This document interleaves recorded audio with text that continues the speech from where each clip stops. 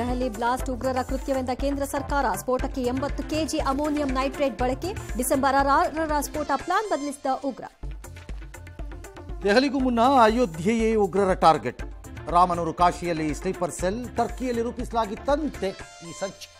ಪ್ರಧಾನಿಯಿಂದ ಭದ್ರತಾ ಸಂಪುಟ ಸಮಿತಿ ಸಭೆ. ಕುತಂತ್ರಗಾರನ್ನ ಬಿಡೋ ಮಾತೇ ಇಲ್ಲವೆಂದ ನಮೋ. ಗಾಯಾಳುಗಳ ಆರೋಗ್ಯ ವಿಚಾರಿಸಿ ಸಾಂತ್ವನ.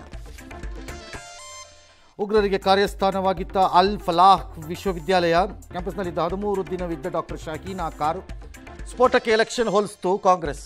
ಬಿಹಾರದ ಮತ್ತೆರಡು ಸರ್ವೆಗಳಲ್ಲೂ ಎನ್ಡಿಎಗೆ ಅಧಿಕಾರ. ಆಕ್ಸಿಸ್ ಸರ್ವೆಯಲ್ಲಿ ಆರ್ಜೆಡಿ ಅತಿದೊಡ್ಡ ಪಕ್ಷ. ಮೋದಿ ಮೈತ್ರಿಕೂಟ ಮುನ್ನಡೆಯಿಂದ ಚಾಣಕ್ಯ. ಹೈಕಮಾಂಡ್ ಅಂಗಳದಲ್ಲಿ ಕಾಂಗ್ರೆಸ್ ಪವರ್ ಫೈಟ್. ನವೆಂಬರ್ 15ಕ್ಕೆ ಸಿಎಂ ಡಿಸಿಎಂ ದೆಹಲಿಗೆ.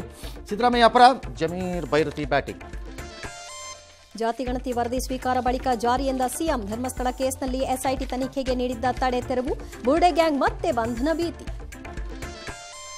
ಕಬ್ಬು ಬೆಳೆಗಾರರ ಮುಂದುವರಿದ ಪ್ರತಿಭಟನೆ. ಕೈದಿಗಳ ರಾಜಾತಿಥ್ಯ ಪ್ರಕರಣದಲ್ಲಿ ಜೈಲಧಿಕಾರಿಗಳ ಸ್ಪಷ್ಟನೆ. ಜೋಕ್. ಮುಂದಿನ IPLನಲ್ಲಿ ಬೆಂಗಳೂರಿನಲ್ಲಿ ಮ್ಯಾಚ್ ಇಲ್ಲವಂತೆ.